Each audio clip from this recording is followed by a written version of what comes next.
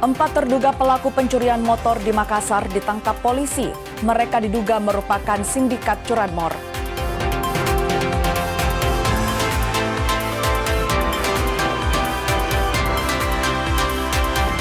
Antrean kendaraan isi BBM masih terus terjadi. Warga mengeluh Pertamina janji akan tambah operasional penyaluran dan layanan di SPBU.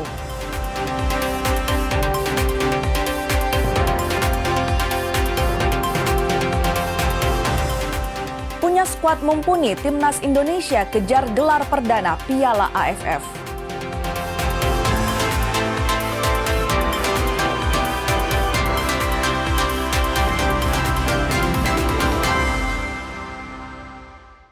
Selamat pagi saudara, apa kabar Anda hari ini? Senang sekali saya Linda Wirawan dapat kembali menjumpai Anda di program Kompas Pagi edisi kali ini. Seperti biasa kami akan menghadirkan beragam informasi penting dan menarik untuk menemani aktivitas Anda di pagi hari ini.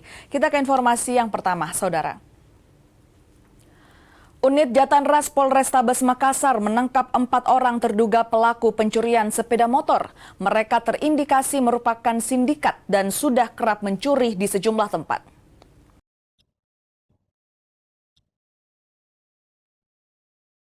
Rekaman kamera pengawas atau CCTV ini memperlihatkan aksi pencurian sepeda motor di depan sebuah indekos di Jalan Todopuli 2, Makassar, Sulawesi Selatan. Kasus ini terjadi pada 10 Juli 2026 lalu. Pelaku berhasil membawa kabur 1 unit motor. Polisi yang lakukan penyelidikan akhirnya menangkap pelaku. Mereka berjumlah 4 orang. Kasus ini terbongkar setelah 1 dari pelaku ditangkap terlebih dahulu, kemudian dikembangkan. Para pelaku telah beraksi di 4 lokasi. Anggota Jatanras Polrestabes Makassar berhasil mengamankan 4 orang diduga melakukan tindak pidana pencurian dan pemberatan. Pasal 477 KUHP dengan dia melakukan pencurian terhadap kendaraan bermotor. Pelakunya ada 4 orang. Dengan 4 TKP yang berbeda. Nah, diantaranya ada yang berprofesi sebagai tukang parkir.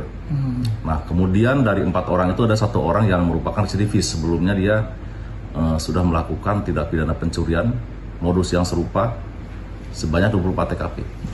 Betul, jadi dari 4 orang itu ada 1 orang yang melakukan di daerah Goa Konani. Ya. Untuk kepentingan penyelidikan, 4 pelaku ditahan di Polrestabes Makassar. Arif Tirtana, Kompas TV, Makassar. Polrestabes Makassar menangkap seorang kakek penjaga warung yang diduga lakukan pencabulan pada sejumlah siswa sekolah. Salah satu orang tua korban ini melaporkan kasus dugaan pencabulan ke Polrestabes Makassar. Pelaku diduga lakukan pencabulan saat siswa SD berbelanja di warung miliknya. Pelaku diduga kerap memegang organ intim para siswa SD tersebut. Aksi pelaku diduga telah dilakukan sejak 2 tahun terakhir. Sampai saat ini diketahui korban berjumlah 32 orang. Cuma per hari Rabu korban baru menandatangani surat kuasa sebanyak 9 orang dari total 17 orang yang membuat LP. Seperti itu. Terus ini kan kronologisnya seperti apa Bu sebelumnya Bu? Kronologisnya itu seperti yang diceritakan korban melalui selembaran surat yang mereka tulis sendiri. Mereka itu datang berbelanja ke warung si pelaku. Namun pelaku sepertinya sudah memang karena ini kan sebenarnya perbuatan pelaku sudah 2 tahun yang lalu. Jadi pelaku sepertinya sudah paham dengan kondisi-kondisi di mana korban ini yang masih kecil yang ketika datang ke sana untuk berbelanja dengan menunjuk apa yang mereka mau beli ini dengan jarak yang tinggi. Jadi pelaku pada saat itu melancarkan aksinya dengan cara menggendong si anak sambil memegang payudara dan kelaminnya seperti itu. Polisi kini telah menahan pelaku berinisial MD. Pelaku bahkan telah ditetapkan sebagai tersangka. Jadi saat ini pelaku yang diduga pelaku sudah diamankan oleh unit PPA Polrestabes Makassar. Saat ini sudah dilakukan pemeriksaan dan sudah dijadikan sebagai tersangka.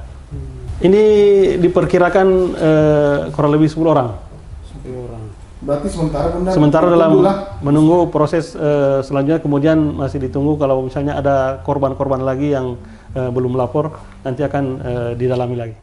Kita ke Manado, Saudara. Tim penyidik tindak pidana khusus Kejaksaan Tinggi Sulawesi Utara menggeledah rumah Ketua Kadin Kota Manado, Jemi Asiku. Penyidik menyita uang 18 miliar rupiah yang diduga terkait kasus dugaan korupsi pengelolaan tambang emas PT HWR di Minahasa Tenggara. Penggeledahan dilakukan tim penyidik pidana khusus Kejaksaan Tinggi Sulawesi Utara sejak sore hingga tengah malam. Hasilnya penyidik berhasil menyita uang sebanyak 18 miliar di rumah Ketua Kadin Manado di kawasan Bahu Mall. Sesuai penjelasan Kasih Penyidikan Kejati Sulut, Oi Kurnia Sega, penggeledahan dan penyitaan tersebut merupakan hasil pengembangan berkaitan dengan perkara kasus dugaan tindak pidana korupsi pengelolaan tambang emas PT HWR Rata Totok Minahasa Tenggara periode tahun 2019 hingga 2025. Adapun penggeledahan yang dilakukan menyasar 3 lokasi, yakni di lantai 3 gedung IT Center, Taman Parafon di Desa Tateli, serta rumah JA alias Jemi di Kompleks Bahu Mall Kota Manado. Proses penggeledahan Kejati hingga penyitaan tim penyidik dikawal aparat TNI serta melibatkan pemerintah setempat sebagai saksi. Pengangkutan barang bukti uang sitaan sebanyak 18 miliar rupiah serta barang bukti lainnya menggunakan mobil tahanan. Pelaksanaan penggeledahan ini adalah merupakan pengembangan dari tindak pidana korupsi PT HWR, tindak pidana korupsi pertambangan yang dilakukan oleh PT HWR ya di tahun 2019 sampai 2025. Dan dari hasil penggeledahan di 3 lokasi ini yang kami peroleh, yang pertama ada dokumen-dokumen pertambangan terkait PT HWR juga kami temukan. Kemudian adanya perlengkapan pemurnian emas. Kemudian kami mendapatkan dore emas dengan nilai 89 gram. Dan yang paling signifikan yang kami peroleh yaitu uang sejumlah 18 miliar 866.836.000 rupiah. Pihak Kejati juga menegaskan demi keamanan, uang sitaan tersebut dititip sementara ke pihak Bank Syariah Indonesia Cabang Manado sebagai barang bukti untuk proses pengembangan penyidikan lebih lanjut terkait kasus ini. Jimmy Dapar, Kompas TV Manado, Sulawesi Utara. Kejaksaan Negeri Merauke memastikan penanganan dugaan korupsi BUMD Kabupaten Bovendigul dan Universitas Musamus Merauke terus berjalan. Penyidik masih mengumpulkan bukti dan menunggu proses perhitungan kerugian negara. Kejari Merauke terus mengembangkan penyelidikan terhadap dugaan tindak pidana korupsi di Badan Usaha Milik Daerah atau BUMD Kabupaten Bovendigul dan Universitas Musamus Merauke. Kasih Pitsus Kejari Merauke yang Melvasian mengatakan dalam perkara BUMD Bovendigul, pihaknya masih menunggu jadwal dari Badan Pengawas Keuangan dan Pembangunan atau BPKP untuk melakukan perhitungan kerugian negara. Proses tersebut menjadi salah satu tahapan penting sebelum penanganan perkara dapat dilanjutkan ke tahap berikutnya. Sementara itu, dalam perkara dugaan korupsi di Universitas Musamus Merauke, penyidik masih berfokus pada pemeriksaan saksi-saksi. Hingga kini, sekitar 4 orang saksi masih akan dimintai keterangan guna melengkapi alat bukti sebelum penyidik mengajukan permohonan perhitungan kerugian negara. Kalau untuk BUMD itu juga masih dalam pendalaman, kami masih dalam tahap perhitungan di kerugian negara. Kan kita antri nih, ada masa mengajukan permohonan perhitungan di BPKP itu kan masih banyak, jadi kita menunggu jadwalnya. Kalau Musamus juga begitu, kami masih melakukan pendalaman, masih pemanggilan saksi-saksi. Kalau yang Musamus masih kurang lebih 4 lah ya, masih ya. Kalau Musamus kami belum taraf memberikan permohonan untuk perhitungan kerugian negara, kita masih mendalami saksi-saksi yang ada dulu. Proses penyidikan kedua perkara masih terus berlangsung. Kejari Merauke memastikan pemeriksaan saksi dan pengumpulan alat bukti akan terus dilakukan sebelum menentukan langkah hukum berikutnya. Sebelumnya, penyidik telah melakukan penggeledahan di kantor BUMD Kabupaten Bovendigul pada Maret 2026, serta Universitas Musa Mus Merauke pada 20 Juni 2026, sebagai bagian upaya pengumpulan barang bukti dalam kedua perkara tersebut. Kathleen Romera, Kompas TV Merauke, Papua Selatan. Kita ke informasi hukum, Saudara. KPK memastikan bisa mengambil alih kasus yang ditangani penegak hukum lain jika ada penyebabnya, salah satunya adanya intervensi politik maupun birokrasi. Hal ini disampaikan Wakil Ketua KPK Johannes Tanak saat berada di Kota Makassar. Ia bilang dalam kasus ex-Jampitsus Febri Ardiansyah, KPK terlebih dahulu akan melakukan monitoring dan supervisi terhadap proses penyidikan. Jika perkara tidak kunjung diselesaikan karena adanya intervensi pihak ketiga, KPK dapat berkoordinasi untuk mengambil alih penanganan kasus tersebut. Memang KPK itu mempunyai kewenangan untuk melakukan koordinasi dan supervisi terhadap penanganan perkara yang dilakukan oleh penyidik Polri dan kejaksaan. Tetapi ada syarat-syaratnya. Ya kan? Ada syarat-syaratnya ketika dia dalam melakukan penyidikan ada hambatan. Nah, kemudian dia menyampaikan ke kami. Kan ketika mereka menyidik, mereka kan mempunyai kewajiban menyampaikan SPDP kan kepada KPK. Nah, KPK di sini kemudian memantau, memonitor, kan monitoring dan supervisi kan, memonitor. Kok ini kasus ini kenapa sudah lama belum diputus, atau kenapa penyidikannya kok sudah 1 tahun belum dilimpahkan perkaranya belum diserahkan perkaranya ke kejaksaan untuk dilimpahkan ke pengadilan. Nah di sini kemudian kita berkoordinasi, meminta informasi apa permasalahan yang dihadapi. Oh ini Pak, mungkin disebabkan karena adanya intervensi pihak ketiga. Saudara, Bea dan Cukai Sulbaksel menyita 83 juta batang rokok ilegal selama tahun 2026. Tak hanya rokok ilegal, petugas juga menyita ribuan liter miras hingga narkotika.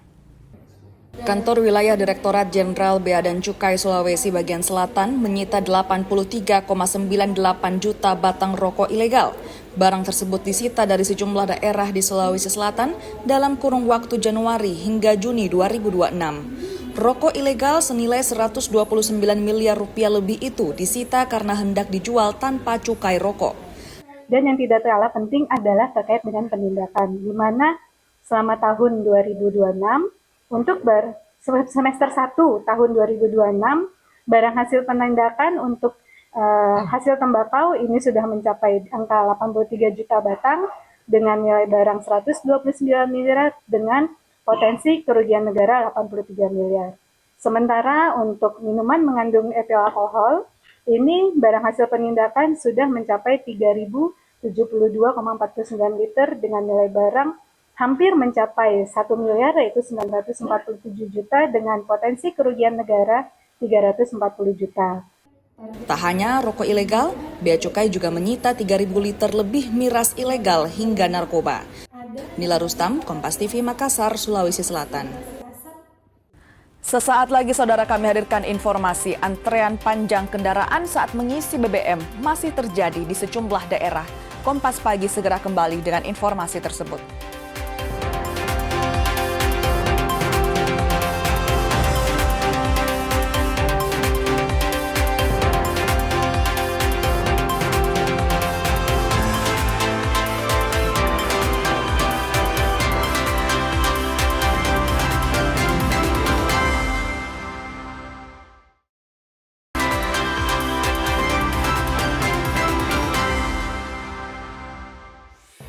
Terima kasih saudara Anda masih bersama kami di Kompas Pagi, hanya di Kompas TV, independen terpercaya. Kita ke informasi selanjutnya saudara. Antrean panjang kendaraan saat mengisi BBM jadi pemandangan harian di Kota Kendari, Sulawesi Tenggara. Antrean semakin panjang saat harga BBM jenis Pertamax naik. Antrean kendaraan ini hampir jadi pemandangan harian di Kota Kendari, Sulawesi Tenggara. Kendaraan mengular demi mengisi BBM di SPBU. Pengemudi pun mengeluh pasalnya mereka harus menunggu lama, bahkan hingga berjam-jam demi mendapatkan BBM. Naiknya harga Pertamax membuat antrean kendaraan semakin memanjang. Kondisi ini merugikan karena menghabiskan waktu dan menghambat pekerjaan. Biasa 1,5 jam, 1 jam. Jadi itu tidak waktunya gitu Pak, harus antri Pak ya? Iya, sebenarnya kita yang tersita waktunya kita. Ya, hanya kerja waktu. Dan tersita waktunya kita. Iya, merugikan sebenarnya masyarakat dengan naik ini harga Pertamax. Tinggal antrian ini panjang sekali, sampai lampu merah satu. Kalau tanggapan kita sebagai masyarakat ini sangat-sangat menyulitkan masyarakat ini. Karena apalagi dengan perekonomian sekarang itu semakin tidak menentu, maka kasihan masyarakat, terutama yang ada usaha-usahanya itu. Jadi sudah banyak sekarang yang artinya macet. Pak, jadi kalau beli bensin itu di SPBU Pak pasti antri Antri lama. Oke. Lama antrinya di situ. Para pengendara berharap pemerintah dapat mengambil langkah untuk mengurangi antrean ini. Silvian Sekia, Kompas TV Kendari, Sulawesi Tenggara. Selanjutnya, Saudara, kami hadirkan informasi Pertamina Patra Niaga Regional Sulawesi menyiapkan sejumlah langkah untuk mengurai antrean panjang kendaraan di sejumlah SPBU. Pertamina Patra Niaga Regional Sulawesi kini lakukan pemantauan SPBU yang masuk kategori kritis. Pertamina akan memperkuat stok BBM melalui pengiriman lebih dan juga menambah jadwal distribusi ketika terjadi antrean. Selain itu, Pertamina juga meminta SPBU lakukan penyesuaian jam operasional agar pelayanan kepada masyarakat dapat lebih maksimal dan antrean bisa segera terurai. Kami dari Pertamina Patra Niaga Regional Sulawesi sudah melakukan berbagai langkah antisipatif, terutama untuk di SPBU yang terjadi antrian. Yang pertama adalah kita terus melakukan monitoring di SPBU yang memang dapat dikatakan SPBU kritis ya. Kita melakukan build up stock di mana kita terus memaksimalkan distribusi terutama dari terminal BBM kita sehingga dapat dilakukan pengisian lebih awal di mana kita menambah jadwal pengiriman ketika terjadi antrian begitu. Kita ke informasi selanjutnya, Saudara. Pasca tenggelamnya KM Nurul Salsa di Kepulauan Selayar, Polda Sulawesi Selatan terus lakukan penyelidikan kasus ini. Polisi telah memeriksa sejumlah saksi untuk mengetahui penyebab kapal tenggelam. Operasi pencarian korban tenggelamnya KM Nurul Salsa di perairan Kepulauan Selayar memang telah berakhir. Namun penyebab tragedi yang memakan korban jiwa ini masih terus bergulir. Polda Sulawesi Selatan terus menggali penyebab kapal naas itu karam. Penyidik ingin memastikan ada tidaknya pelanggaran saat KM Nurul Salsa berlayar.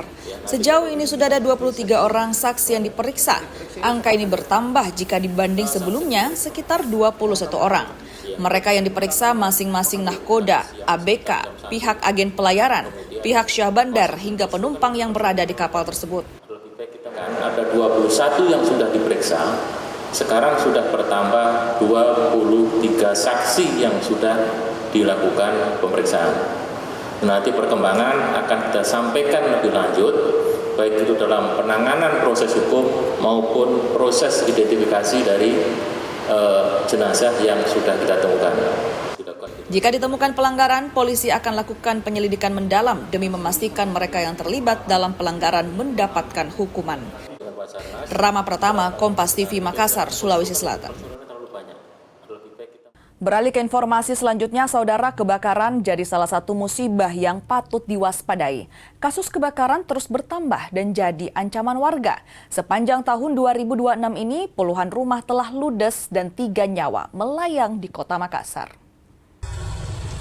Kebakaran di Kota Makassar, Sulawesi Selatan seolah tak pernah habis. Musibah ini terus berulang, memicu kepanikan, menghanguskan bangunan, hingga merenggut korban jiwa. Kebakaran terjadi pada 23 Juli 2026 kemarin. Sebuah rumah dan salon di Jalan Tanjung Alang, Kecamatan Memajang, ludes dilalap si jago merah. Kebakaran kali ini tak hanya merenggut materi, tapi juga korban jiwa. 2 warga meninggal dunia usai terjebak dalam kobaran api. Ya, korban jiwa ditemukan di dalam kamar mandi, ada 2. seorang nenek dan satu lagi anggota keluarganya. Itu masih info awal Pak Kadis ya? Ya, info awal. Ini dari hasil dari terdampak ini ada berapa banyak rumah tadi Pak Kadis? Ada 2 rumah. 2 rumah ya? Kebetulan yang tadi ada salah satunya salon, kemudian ada 1 rumah juga yang kena dampak. Untuk pemicu kebakarannya apa itu Pak? Pemicu kebakaran sementara masih dalam penyelidikan. Untuk jenazah dibawa kemana Pak? Ke rumah sakit Bayangkara. Ini ada berapa armada Pak yang diturunkan hari ini Pak? Berapa armada? Kurang lebih ada dari Mako dan ada sekitar 12 armada Pak ya? Kasus kebakaran yang memakan korban bukan kali ini saja terjadi. Sepanjang tahun ini sudah ada 3 korban meninggal dunia akibat amukan si jago merah. Harta pun tak ketinggalan, ludes tak tersisa. Puluhan rumah hanya menyisakan puing dan meninggalkan kesedihan bagi para korban. Tak ada yang tahu kapan musibah akan datang. Namun, meminimalisir pemicu kebakaran jadi salah satu upaya mencegah kebakaran terulang. Rama Pratama, Kompas TV, Makassar, Sulawesi Selatan. Untuk mencegah terulangnya kebakaran hutan dan lahan, pemerintah Provinsi Papua Barat Daya akan memperkuat pemantauan di area rawan titik api. Dinas Lingkungan Hidup Papua Barat Daya bilang, kebakaran hutan di kawasan Gunung Kali Ampat Malanu pekan lalu jadi salah satu peringatan dampak perubahan iklim. Pemerintah daerah kini coba lakukan inventarisasi emisi, termasuk karbon dan gas rumah kaca.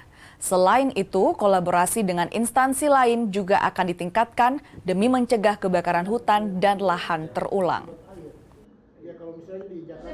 Ke depan kami ingin melakukan MOU antara Provinsi Papua Barat Daya dengan BMKG, kemudian kabupaten kota dengan BMKG. Ini data untuk mengetahui rencana pembangunan kita. Jangan kalau air tercemar kita bisa lihat. Kalau udara tercemar kita tidak bisa lihat. Kita bisa jalan, ada satu kasus di luar negeri karena udaranya tercemar, jalan langsung penduduknya berjatuhan. Iya kan? Pada semua bingung. Oleh sebab itu, ini kita tidak main-main dengan kondisi bumi yang sekarang ini tidak panas, tapi mendidih. Datanya semua ada di sini. Sesaat lagi, saudara, kami hadirkan informasi angka perceraian di Gorontalo masih terbilang tinggi. Kini hampir capai 1.400 kasus. Selengkapnya kami hadirkan usai jeda. Tetaplah bersama kami di Kompas Pagi.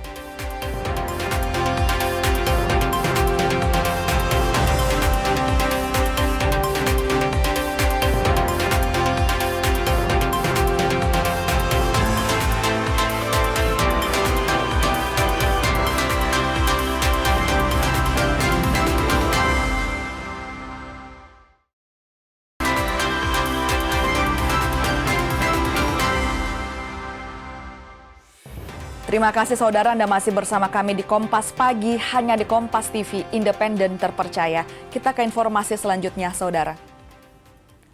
Puluhan wartawan yang tergabung dalam Persatuan Wartawan Indonesia atau PWI Kota Mobagu, Sulawesi Utara, berunjuk rasa di pusat Kota Mobagu.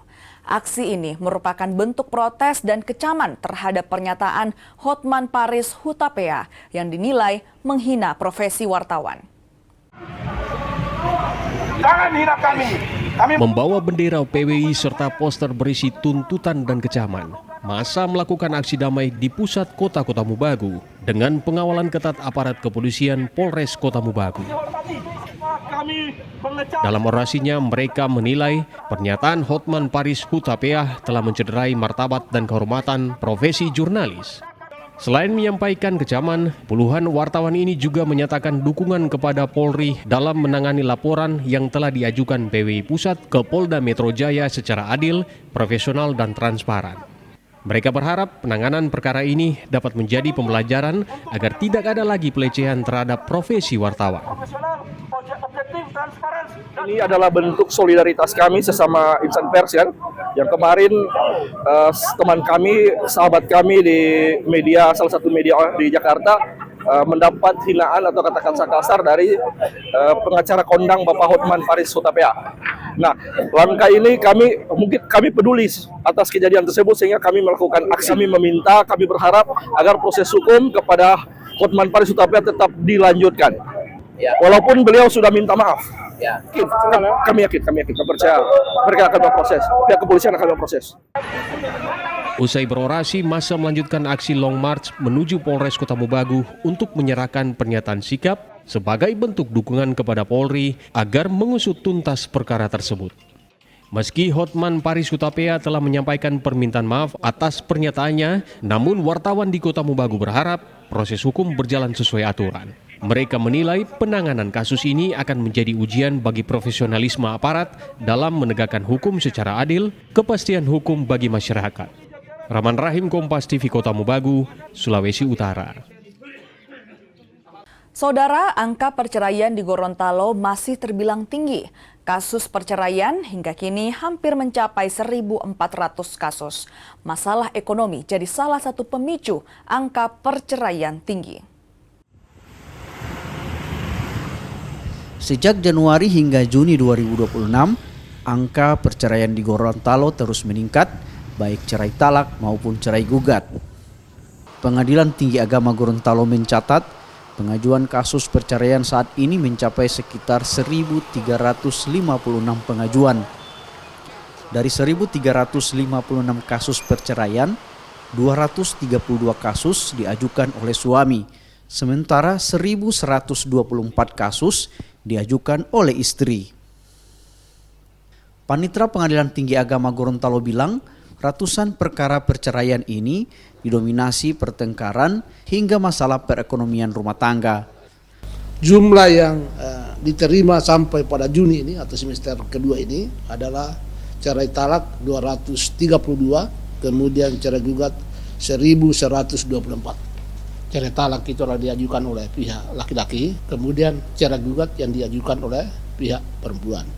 Jumlah perkara yang dominan di sini adalah cerai gugat, berarti perempuan yang mengajukan. Nah, karena mungkin terus-menerus karena tidak faktor ekonomi atau ya masih juga kekerasan rumah tangga barangkali ini sehingga terjadi pertengkaran terus-menerus. Tapi saya melihat bahwa pertengkaran terus-menerus itu saya lihat didominasi karena ekonomi. Saya yakin itu.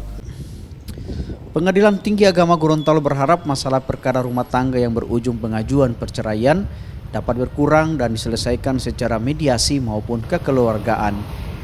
Fikar Buntuan, Kompas TV Gorontalo. Pemerintah Provinsi Papua Barat Daya mencoba memperkuat komitmen perlindungan terhadap anak. Sosialisasi dan edukasi terus dilakukan sebagai upaya menjaga anak sekaligus memastikan tumbuh kembang mereka sesuai harapan. Kampanye perlindungan anak kini terus dilakukan. Ragam cara digelar, salah satunya dengan menggelar jalan santai dan senam bersama. Kegiatan ini dilakukan Pemprov Papua Barat Daya di Kota Sorong. Mereka mencoba mengajak warga untuk bersama-sama menjaga dan melindungi perkembangan anak. Warga diminta agar memastikan setiap anak terbebas dari segala bentuk kekerasan, intimidasi, perundungan, maupun ancaman terhadap kesehatan fisik dan mental. Anak adalah aset masa depan bangsa. Anak adalah pelanjut estafet kepemimpinan masa depan. Baik masa depan bangsa maupun juga lebih khusus lagi masa depan Papua Barat Daya. Di pundak mereka lah sejatinya kita akan menitipkan harapan kita tentang masa depan negeri ini. Karena itu tugas bersama kita, tugas orang tua, tugas Bapak Ibu guru di sekolah, tugas pemerintah dan semua stakeholder lainnya memastikan bahwa anak-anak kita harus mendapatkan jaminan keselamatan. Tak sampai di situ, peran orang tua dalam mendampingi, melindungi, serta memenuhi hak-hak anak juga didorong. Apalagi keluarga merupakan fondasi utama dalam membentuk masa depan mereka. Karena masa depan negara ini dibilang masa generasi emas 45 ada pada anak-anak yang ada pada hari ini atau yang tadi sudah sama-sama kita merayakan ulang tahun Hari Anak yang ke-42. Peringatan Hari Anak Nasional menjadi momentum mengajak masyarakat meningkatkan kepedulian sekaligus memperkuat kolaborasi dalam menciptakan lingkungan yang aman, nyaman, dan ramah bagi anak-anak Indonesia. Azharul Rahmat, Kompas TV Sorong, Papua Barat Daya. Saudara Gubernur Sulawesi Utara bersama ASN menggelar bersih-bersih di lokasi Festival Bunaken dan Danau Tondano. Selain membersihkan, Pemprov Sulawesi Utara juga akan segera merevitalisasi lokasi pariwisata ini. Lokasi Festival Bunaken dan Danau Tondano Paleloan Tondano Jumat pagi dipenuhi ratusan ASN Pemkab Minasa dan Pemprov Sulut. Lokasi yang adalah aset pemerintah provinsi tiba-tiba menjadi ramai karena adanya giat korvei yang diinisiasi pemerintah Provinsi Sulawesi Utara. Nampak Gubernur Sulawesi Utara Julius Silvanus memimpin langsung korvei untuk membersihkan lokasi pariwisata yang sempat aktif puluhan tahun lalu, di mana lokasi ini pernah menjadi pusat pelaksanaan Festival Bunaken dan Danau Tondano. Gubernur Julius mengatakan lokasi seluas 3,3 hektar ini akan segera direvitalisasi sebagai salah satu spot pariwisata andalan di Sulawesi Utara. Silvanus bilang lokasi ini memiliki potensi pariwisata yang tinggi karena berlokasi di sebelah Danau Tondano dengan pemandangan danau dari ketinggian. Jadi nanti ini jadi salah satu sektor pariwisata yang mau ditingkatkan provinsi, Pak. Dengan unggulan ini, sama kayak Bukit Kasih, kemudian Sumarahindo, ya. Ini juga kita akan utamakan seperti itu, ya. Ini punya view yang cukup bagus, tempatnya cukup luas, dan kuota ini dia sejuk untuk orang pariwisata. Tahun ini bulan November bersama-sama Kabupaten Minasa kita akan buat. Gubernur juga berharap dukungan dari pemerintah kabupaten setempat untuk bersama-sama mengangkat potensi dan geliat di Danau Tondano sebagai aset pariwisata unggulan. Edward Siwi, Kompas TV Minahasa, Sulawesi Utara. Dandim Merauke menegaskan program TMMD ke-129 bertujuan untuk meningkatkan kesejahteraan masyarakat. Hal ini seiring tersedianya fasilitas umum yang lebih baik dan layak. Komandan Kodim 1707 Merauke meninjau secara langsung pelaksanaan program TNI Manunggal Membangun Desa atau TMMD ke-129 tahun 2026 di Kampung Wanam, Distrik Ilwayap, Kabupaten Merauke, Papua Selatan, Rabu kemarin. Kunjungan tersebut dilakukan untuk memastikan seluruh sasaran fisik maupun non-fisik TMMD berjalan sesuai rencana. Di sela-sela peninjauan, Letkol Infantri Bayu Prabowo menjelaskan bahwa pelaksanaan TMMD ke-129 di Kampung Wanam saat ini terus menunjukkan progres yang positif. Menurutnya, melalui program TMMD diharapkan kesejahteraan masyarakat semakin meningkat seiring tersedianya fasilitas umum yang lebih baik dan layak. Saat ini kami sementara melaksanakan TMMD ke-129, yaitu tepatnya di Kampung Wanam, Distrik Ilwayap, Kabupaten Merauke. Nah, pada tahun anggaran ini, tahun anggaran 2026, kami membangun beberapa MCK, kemudian sumur galian, serta kita melaksanakan rehab gedung serbaguna yang ada di belakang. Kemudian kita melaksanakan perbaikan rumah tinggal layak huni yang terletak di Kampung Wanam. Dari hasil kegiatan ini kita sementara on progress untuk pengerjaan dan harapannya ke depan hasil dari TNI Manunggal Membangun Desa 129 tahun anggaran 2026 dapat bermanfaat bagi rakyat khususnya di masyarakat Desa Wanam, Distrik Ilwayap, Kabupaten Merauke. Melalui TMMD ke-129 tahun 2026, Kodim 1707 Merauke terus menunjukkan komitmennya dalam membantu percepatan pembangunan di daerah terpencil dan terluar. Tim Liputan Kompas TV Merauke, Papua Selatan.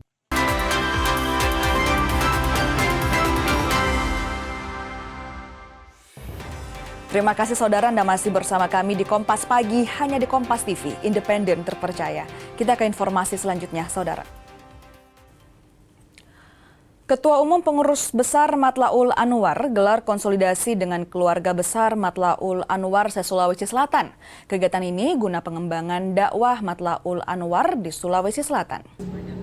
Ketua Umum Pengurus Besar Matlaul Anwar menggelar konsolidasi dakwah di Aula Menara Universitas Muslim Indonesia Makassar. Dalam arahannya, Jazuli Juwaini mendorong Matlaul Anwar untuk memperluas kolaborasi dan jaringan dengan berbagai elemen masyarakat demi pengembangan dakwah. Saya kira ini kampus dan universitas swasta yang luar biasa, layak untuk menjadikan percontohan.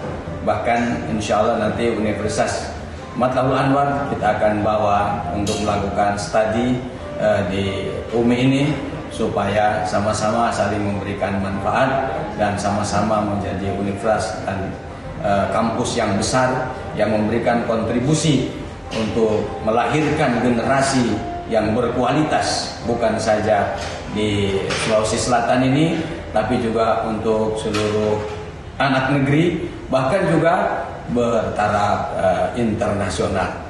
Kita ke informasi selanjutnya, Saudara. Badan Pusat Statistik atau BPS kembali menggelar sensus ekonomi tahun 2026. Kegiatan 10 tahun sekali ini dilaksanakan untuk menyediakan data dasar seluruh kegiatan ekonomi. Data dasar ini akan jadi acuan penyusunan kebijakan dan perencanaan pembangunan nasional dan juga regional.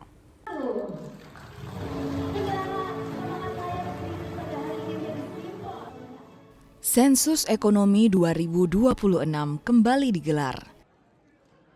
Untuk Sulawesi Selatan, peluncuran sensus ini dilakukan di kantor Gubernur Sulsel di Makassar pada 10 Juni 2026. Peluncuran ini sekaligus menandakan kegiatan 1 dekade sekali ini mulai dilaksanakan di tanah Sulsel. Di Indonesia, kick-off sensus dilakukan lebih awal, yakni pada Mei 2026. Dan rencananya pendataan akan berlangsung hingga akhir Agustus 2026 mendatang. Sensus dilakukan dalam 2 tahap, melalui pengisian mandiri dan door-to-door alias dari rumah ke rumah. Tadi kami menekankan pentingnya dukungan yang solid dari kepala daerah, gubernur, bupati, dan wali kota seprovinsi Sulawesi Selatan. Dan yang kedua adalah kami mengajak seluruh masyarakat untuk mensukseskan sensus ekonomi. Saya sampaikan ini bukan survei, tapi ini sensus. Sensus itu akan dilaksanakan door to door. Tentu datanya harapan kita akan menjadi sangat akurat dalam rangka pelaksanaan kebijakan. Dan saya mengharap pada seluruh masyarakat untuk mensupport, kepala daerah mensupport, semua pimpinan instansi untuk bagaimana welcome dengan TIR ya. Untuk sensus door-to-door, BPS Sulsel mengerahkan 8.700 petugas. Mereka akan menyisir setiap rumah hingga usaha untuk pendataan ekonomi warga. Proses pendataan ini ternyata tak semudah dibayangkan. Petugas harus menghadapi berbagai tantangan. Di kota besar seperti Makassar, petugas kerap mendapatkan warga yang tak acuh. Tak sampai di situ, perkampungan pinggiran juga jadi tantangan lainnya. Petugas harus melewati jalan tak biasa demi pendataan. Cuma tantangannya adalah di respon dari masyarakat sendiri gitu. Nah, jadi kadang ada yang welcome gitu kan, menerima dengan baik, tapi juga ada yang bahkan pintunya pun tidak terbuka gitu. Padahal kita tahu di dalam ada orangnya gitu. Ada juga mungkin yang wilayah yang orang-orangnya sibuk gitu ya. Nah, jadi kita juga agak sulit untuk ketemu gitu. Cuma ya kalau yang buru-buru itu tadi, nah mungkin dia menjawabnya juga sekenanya aja gitu. Jadi berpengaruh ke akuratan data gitu. Beda daerah, beda pula tantangannya. Masih dari daerah Sulawesi Selatan, tepatnya di Kabupaten Luwu Utara. Petugas sensus harus berjibaku dengan kondisi geografis wilayah ini. Melewati sungai, jalan yang berlumpur, hingga susah sinyal, bagian yang harus dihadapi petugas. Tak sampai di situ, pendataan pun terkadang dilakukan di perkebunan hingga area persawahan. Sulit yang kita maksud ada 3 kecamatan, yaitu Seko, Kecamatan Rampi, dan Kecamatan Rongkong. dari wilayahnya tentu tidak ada transportasi umum yang memadai dan jarak yang sangat jauh antar desa. Lalu yang berikutnya adalah masalah provider sinyal yang tentu menyusahkan atau memberikan tantangan tersendiri kepada kami dalam pendataan ini yang harus memakai internet. Tantangan ternyata tak sampai di situ. Kejujuran responden dalam mengisi data jadi yang terberat. Untuk itu, petugas pun terus memberikan sosialisasi manfaat sensus ekonomi. Namun yang paling berat bagi kami adalah bagaimana responden itu bisa menjawab jujur. Oleh karena itu, pada kesempatan ini kami berharap bahwa sekali lagi data yang diberikan oleh kepada BPS, petugas kami, itu dijamin oleh undang-undang. Dijamin kerahasiaannya dan akan dipublis secara agregat, bukan individu. Kerahasiaan data juga bagian dari sosialisasi petugas agar warga tak ragu mengisi sensus ekonomi kali ini. Data yang disampaikan dijamin dalam undang-undang hingga tak akan dibocorkan. Tidak ada kaitan dengan apapun ya, misalkan pajak atau apalagi ya, itu tidak ada kaitan dengan kegiatan-kegiatan yang lainnya. Jadi ini murni untuk kepentingan statistik, ini murni untuk kepentingan base data yang akan digunakan dalam perencanaan pembangunan ke depan. Sensus ekonomi penting untuk memotret kondisi real, menyediakan data dasar, dan memetakan struktur seluruh kegiatan usaha di Indonesia. Data ini akan jadi landasan pemerintah dalam menyusun arah dan kebijakan ekonomi yang tepat.